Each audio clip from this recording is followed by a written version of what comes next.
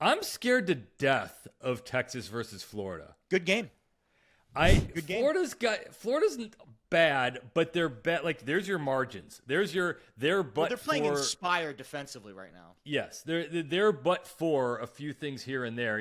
How was the play? But how they're but for a couple things. Florida is just good enough to hang tight.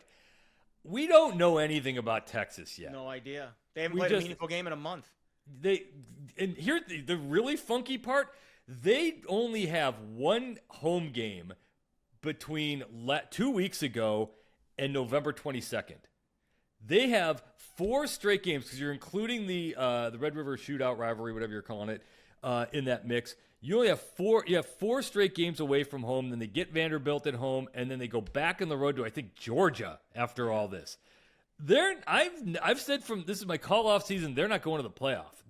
Texas. No, I don't have Texas in the playoff right now. No, especially very good because I think they're going to lose to Georgia, and I think they could lose if Mateer is back, which I don't think he will be. But there's a lot of things, and this is one of those games where Florida at home. We saw it a couple years ago against Tennessee, where, like you said, the defense rises up and is inspired. This is a Florida's off the bye, trap. They're off the bye, right?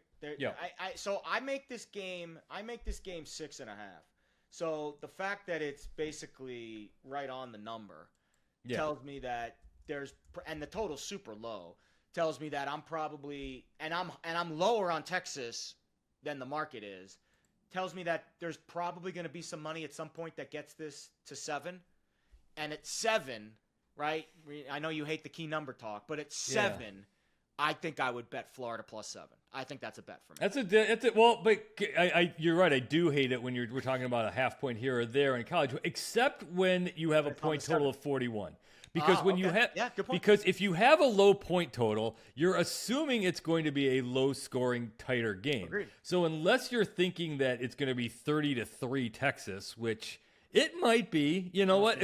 There is a chance, of course, there is a chance that all of a sudden they're like, all right, enough of this, and Arch looks like a Manning, and they come out, and Florida's sad. I think there's something wrong with him in his mind. I don't think it's physical right now. I think it's mental. I'm going, again, this is my overcoach theory.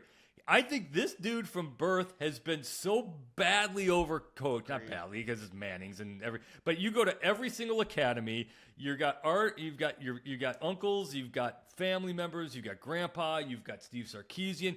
You've got this whole coaching thing that's in his head right now, and it's all, as a freshman still, a registered freshman, all sort of like, woo! He only made 4 starts in his whole life? Exactly. So I think, but college you can see it.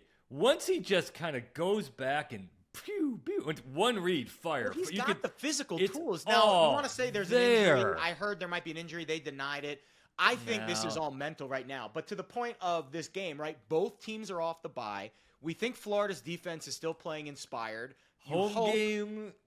You hope that they're playing inspired. I think it's 7. I would bet Florida. I don't have a play on the game right now as of Wednesday, but if we see a 7 at any point during the week, I know it was higher earlier, got bet down through the key, and now we're kind of sitting in that 6. I came this dry. I came to the dance. I suppose I better go out there and disco. I better just flat out say Florida's winning outright. So I'll just go with it. I think Florida plus the point. If you can find a Florida +7 out there, I think that's a great bet.